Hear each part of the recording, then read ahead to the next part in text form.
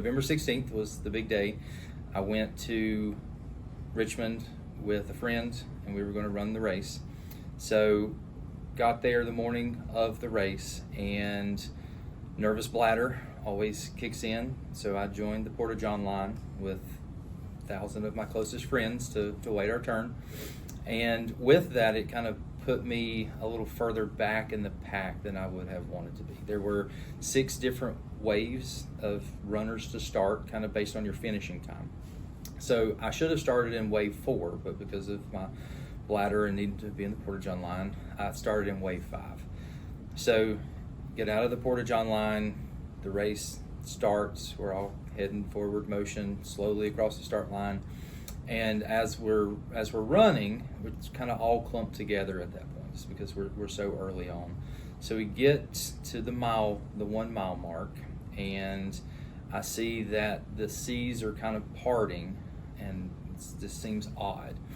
So when I get to that point, I see that there's somebody that's collapsed on the ground. So as a nurse, I know that this is not normal, and so I kind of slow up my pace a little bit, and I look and I see that law enforcement has kind of came over to this gentleman who's on the ground. So I stopped, I turned around, and that's whenever they determined he didn't have a pulse. So we immediately started doing CPR.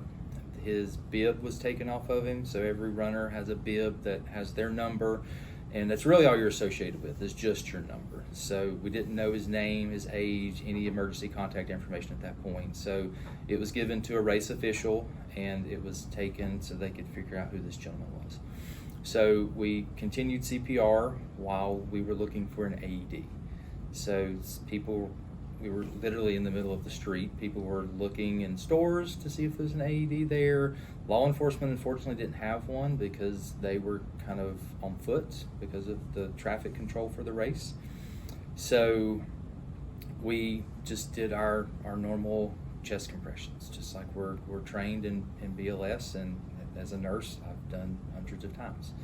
So we continue chest compressions. We finally get an AED that shows up with a mobile EMT. He came up on a side-by-side, I believe it was, and gave us the AED. We placed the AED on the patient. It did its analyzing that it's supposed to do, and then it immediately delivered a shock.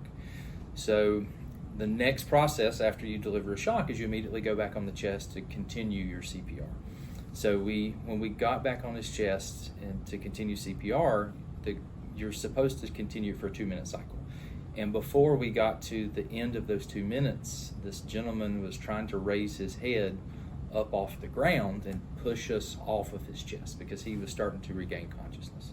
So at that point, the paramedics and the ambulance had shown up, and they were starting to take over care.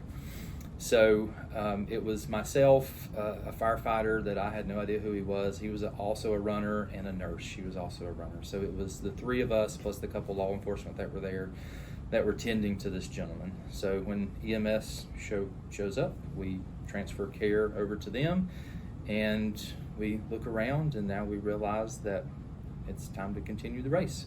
So we kind of got up and dusted our knees off and continued forward.